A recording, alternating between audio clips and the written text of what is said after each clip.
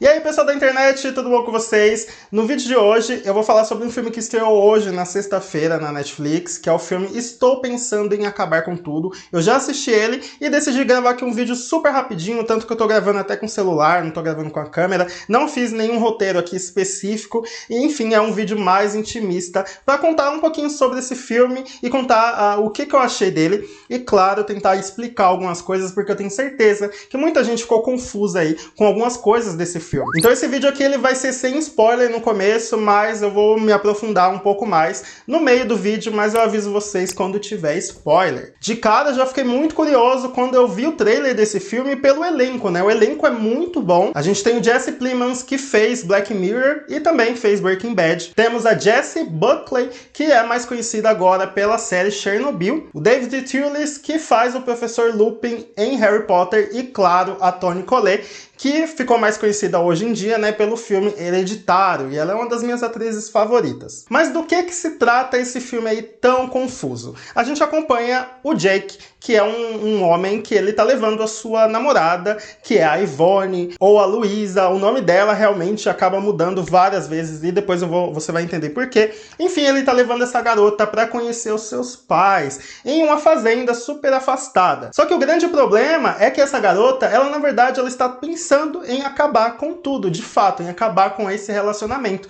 Então, enquanto ele já tá super projetando coisas, né, enfim, apresentando para a família, ela, por exemplo, nem falou que estava namorando para os pais dela. Então, ela realmente está tentando ali acabar com essa relação. E grande parte do começo do filme a gente vai acompanhando esse trajeto que eles fazem até essa fazenda. Então, o filme, logo no começo, são diálogos extensos e grandes conversas aí nessa viagem, nessa estrada. Eu acredito que para muita gente possa até ser um pouco cansativo e maçante esse excesso de diálogo, mas de fato tem algumas coisas ali muito interessantes que eles vão conversando. Aí a gente vai acompanhando tudo da perspectiva dessa namorada, e inclusive ela quebra a quarta parede, ela vai falando com o público, né, com a câmera e tudo mais, e a gente vai vendo ali todos os pensamentos dela. E aí tudo começa a mudar quando eles chegam nessa fazenda e acabam conhecendo os pais dele. E aí o clima começa a mudar drasticamente, fica tudo muito estranho e muito bizarro. Quando você pensa que está entendendo tudo, na verdade você não está entendendo nada. E eu confesso que eu comecei o filme não entendendo nada e terminei o filme como quase se estivesse no começo. Ele tem toda uma atmosfera de suspense, e ele é categorizado como suspense, mas ele não é aquele suspense que tem jump scare, ele não é aquele suspense que realmente vai te dar medo. E talvez assistindo esse filme você perceba uma semelhança com outro filme que também é bastante confuso, que se chama Brilho Eterno de uma Mente Sem Lembrança. Um filme aí super icônico que tem a Kate Winslet e o Jim Carrey. Isso porque o roteirista Michael Gondry e o diretor Charlie Kaufman estão por trás dos dois filmes. Depois de quase 16 anos, eles decidem fazer um novo filme mais ou menos com essa pegada, que tem ali como grande carro forte a sua narrativa não linear. A diferença é que esse filme ele é baseado em um livro, né? Um livro do mesmo nome que o diretor leu e gostou bastante e decidiu adaptar. Eu confesso que eu gostaria de ter lido o livro antes de ter assistido o filme, eu não tive essa oportunidade, porque eu tenho certeza que me esclareceria muitas coisas. E aí é muito difícil você falar de uma adaptação do qual você não leu. Então, tudo que eu vou falar aqui agora, a partir de agora, que já é com spoiler, é a partir da minha perspectiva como telespectador assistindo o filme. Então, vamos entender aí o que aconteceu, que raios aconteceu nesse filme. Para começar, eu acho que o grande foco do filme, né, o grande tema, é a psique humana, né? É trabalhar como o nosso cérebro humano funciona. E a princípio a gente acredita que isso seja da cabeça da namorada, mas na verdade não, é da cabeça do Jake. Então tudo que acontece é da perspectiva da cabeça do Jake. Então vamos entender quem que é esse personagem, quem que é esse Jake. Pelo que eu entendi ali, através dos diálogos, ele é um cara muito inteligente, que sempre foi muito inteligente desde criança, mas ele tem fobia social. Então ele não consegue conversar com muitas pessoas, enfim, ele não consegue ser uma pessoa ali muito comunicativa. E isso afetou muito na vida dele, e também outro fator que eu acho que foi predominante na sua vida foi a sua relação com os seus pais. E é possível ver isso quando eles estão lá na casa e tem aquele porão do qual ele tem muito trauma e ele tem medo de entrar e tem arranhões e tudo mais. Eu acredito que isso deva ter afetado muito na vida dele. E aí na narrativa do filme a gente vai acompanhando duas linhas do tempo, uma é ele no presente com a namorada e outra é ele mais velho como zelador daquela escola. Então pode-se especular que o Jake, ele era um prodígio, era uma pessoa muito inteligente, mas algo deve ter dado errado na vida dele e ele acabou se tornando ali um zelador. E aí a grande loucura do filme é a gente entender que tudo o que acontece ali é fruto da imaginação dele, principalmente a sua namorada. E eu assistindo, eu cheguei à conclusão de que essa namorada, ela é o elo com a realidade. Ela é o que liga a realidade dele. E se a gente parar pra pensar, ele, como ele tem muita dificuldade de conversar com as pessoas, ele muito provavelmente, quando ele contou, né, eles contaram ali como eles se conheceram, de fato, ele possa ter conhecido uma garota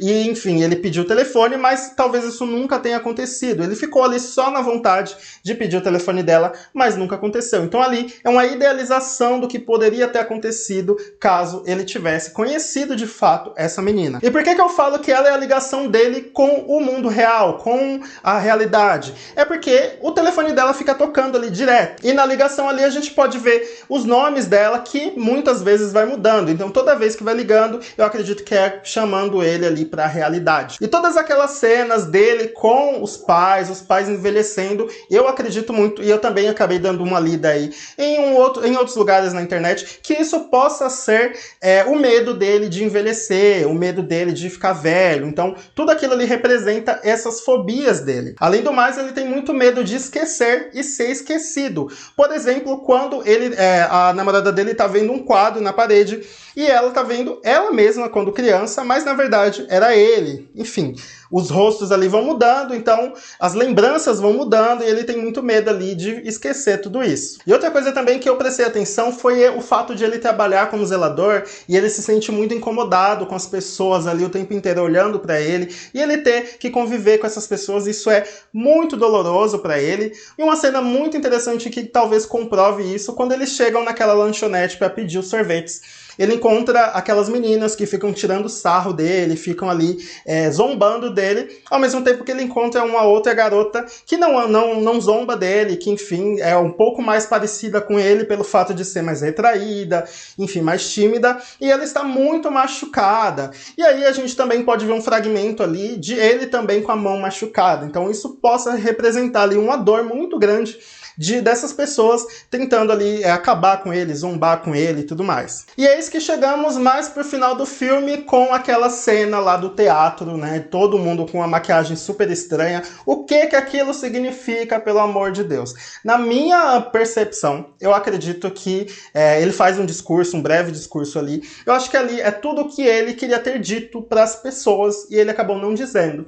E aí, ali é tudo fruto da imaginação dele. Como também nas cenas de dança, cenas que ele tá dançando quando ele era jovem, eu acho que era tudo que ele queria ter feito quando era mais jovem, quando tava na escola, queria ser popular. Essas coisas que a gente, né, fica idealizando. E aí eu acho que a cena mais interessante do filme é a cena do porco, né, quando ele já está mais velho e ele vê aquele porco, ele sai pelado ali na neve, a gente pode interpretar como o porco sendo levado pro abate, ou indo pro abate, e aí a gente pode chegar à conclusão de que ele estava ali se suicidando, ou seja, o título agora faz todo sentido, ele estava de fato tentando acabar com tudo. Então sim, a gente pode concluir que ele ali tentou ou conseguiu se suicidar.